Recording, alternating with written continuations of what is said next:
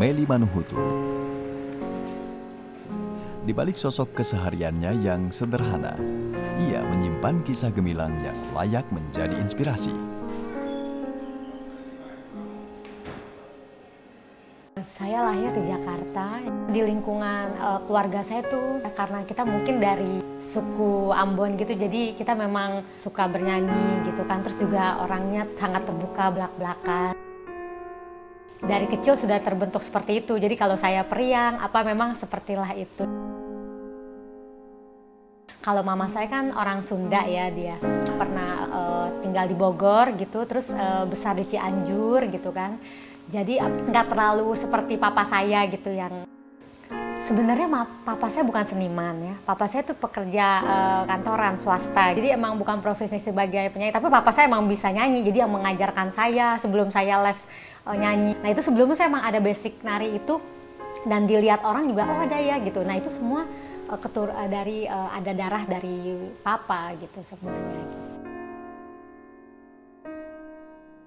Pada dekade 90-an, Melly adalah ikon dunia model. Wajahnya yang khas bertebaran di berbagai majalah dan iklan sebagai salah satu model terlaris. Saya jadi model itu nggak sengaja. Jadi waktu itu kan saya di majalah Gadis ya pada waktu itu lagi di interview untuk saya promo album di Jepang waktu itu kan. Nah pada saat itu si wartawannya bilang, wartawan musiknya, kamu ikut aja pemilihan Gadis Sampul. Terus karena saya tahu diri saya hitam, udah gitu kayaknya kali nggak mungkin deh gitu kan. Terus akhirnya kata gini, ikut aja Mel gitu kan. Ya udah deh saya ikut gitu, iseng, benar-benar iseng saya ikut. Akhirnya terpilih jadi juara 3 Gadis Sampul. Dari situ mulailah jadi model. Bakat multitalenta yang dimiliki Melly membawanya ke studio rekaman pada tahun 1990. Album perdananya, Meliana, justru pertama kali beredar di Jepang sebelum di Indonesia. Waktu itu ada studio Triple M, saya latihan di situ. Ternyata ada orang Jepang, saya pikir wisatawan ya, wisatawan mungkin saya pikir, katanya nyanyi dong gitu. Akhirnya dari situ saya nyanyi. Terus ternyata mereka melihat saya, dia bilang gini, bikin demo dong gitu. Kita bikin yang lagu yang Porambeamko, lagu-lagu daerah yang udah dibikin kontemporer musik, jadi musik udah dance. Terus ternyata diterima gitu kan, saya juga diterima gitu. Nah dari situ akhirnya kita dari situ dikontrak untuk bikin album.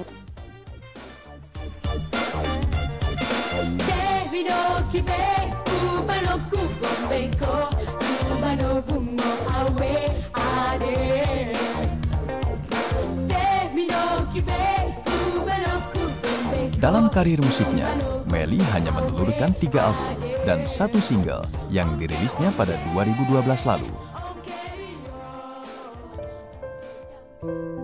Pada tahun 2001, Melly menikah dengan Prakasha Kasmir dan dikaruniai 2 orang anak, Kasha Melly Prakasha dan Kalisha Prakasha. Saat itu, Melly tengah di puncak karirnya sebagai penyanyi dan model. Namun, Melly memilih untuk meninggalkan dunia selebritis yang gemerlap untuk berperan penuh sebagai istri dan ibu kedua anaknya.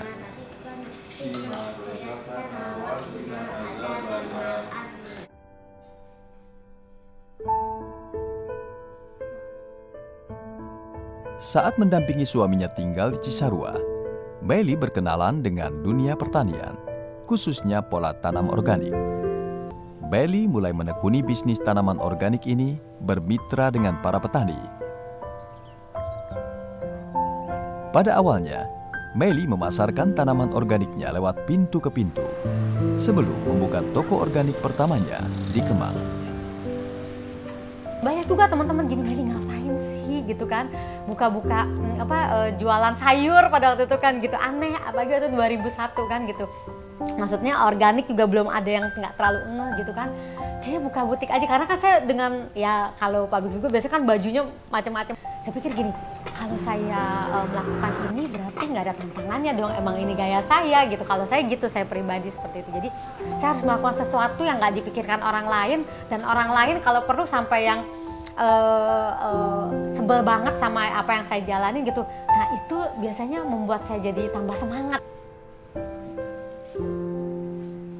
sulit loh untuk bisnis organik, karena kan kita konsumennya sulit banget gitu kan. Terus untuk hasil panennya juga nggak sesuai hasil yang diharapkan gitu kan. Terus juga harganya lumayan tinggi apa segala macam, dan organik sendiri nggak dikenal masyarakat. Banyak sekali deh yang di situ yang harus saya benar-benar saya banyak pelajari dan saya share ke banyak orang gitu. Petani buat saya dunia yang baru, dan dari situ saya kan banyak ngobrol kepada petani segala macam. Dari situ jadi saya bergaul tuh dari 2001 hingga 2007, mereka udah jadi teman-teman buat saya gitu kan. Bener-bener yang suka makan bareng, suka bercanda, ketawa-ketawa gitu kan. Senang sedih kita bareng-bareng, karena kan wah hasil panen nggak bagus, wah kita nggak bisa ya mendapatkan yang baik nih gitu kan. Nah dari situ saya merasa ada sesuatu yang saya dapatkan, dan ternyata ke orang lain dan nanti ke konsumen ternyata merasakan kesehatan selain. Jadi saya di sini juga membagikan apa yang saya rasakan gitu kan. Kalau orang lain juga ada manfaatnya gitu kan. Jadi orang jadi sehat gitu. Tahun 2004, Belly menerbitkan buku pertamanya tentang tanaman organik. Belly juga aktif sebagai pembicara dalam berbagai seminar kesehatan dan pertanian.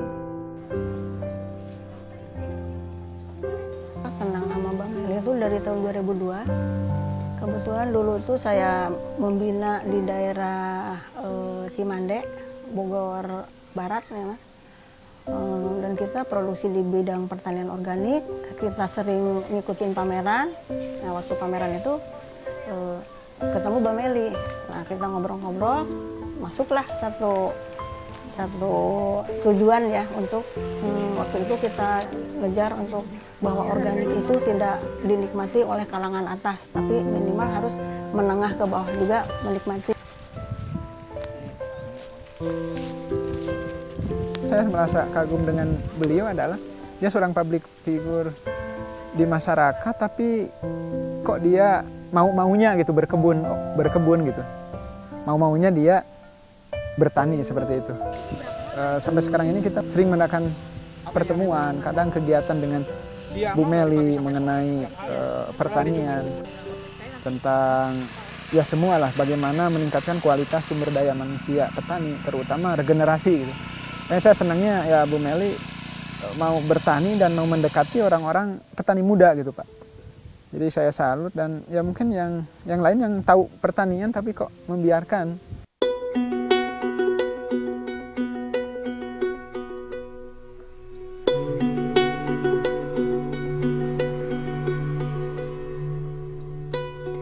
Suami saya bilang, kamu tetap mau di organik ini gitu ya, kayaknya kita harus tutup deh karena nggak ada mendapatkan untung. Karena bener-bener kalau sama saya penghasilan saya di bidang entertainment tuh jauh sekali Mas gitu kan. Jadi bener-bener dari sini kita semua yang pelaku organik bisa dilihat kita tuh orang tuh harus sabar, mentalnya mesti 2 kali lipat segala macam, bener-bener seperti itu. Meskipun penghasilannya sekarang jauh berkurang dibanding saat menjadi penyanyi dan model, namun ada banyak hal yang tak ternilai dengan uang. Kepeduliannya dengan nasib para petani yang selama ini terabaikan, membawanya ke peran yang lebih penting di masyarakat, khususnya masyarakat petani lokal Bogor dan Cianjur. Selama ini yang kita tahu, para petani hanya menjadi korban permainan harga tengkulak sehingga produknya tidak dihargai secara layak sesuai jeripayanya. Dan saya masuk di sini dengan sistem kemitraan yang melibatkan petani sebagai rekan yang sama. Dan juga lewat komunikasi petani lokal yang kita bentuk, kita juga membimbing dan bantu mereka sehingga mereka bisa lebih baik dan mereka bisa menghargai hasil kerja keras mereka dengan nilai yang layak.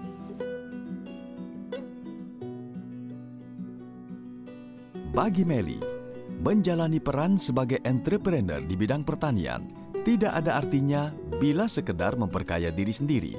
Sementara nasib para petani tidak berubah. Sebagai entrepreneur di bidang pertanian, saya dan petani adalah partner atau rekan kerja. Karena itu kita harus sama-sama maju dan sama-sama sejahtera. Saya berharap dia tetap istiqomah untuk membantu petani, khususnya harapannya bisa memajukan lah bersama-sama agar petani dan pertanian Indonesia ini ya cemerlang di masa mendatang. Perjalanan Meli menuju cita-citanya, masyarakat petani yang sehat dan sejahtera, masih teramat panjang. Namun, Meli Manuhutu menatap masa depan dengan penuh keyakinan. Tekad kuat untuk sebuah perubahan membuatnya tak boleh berhenti melangkah.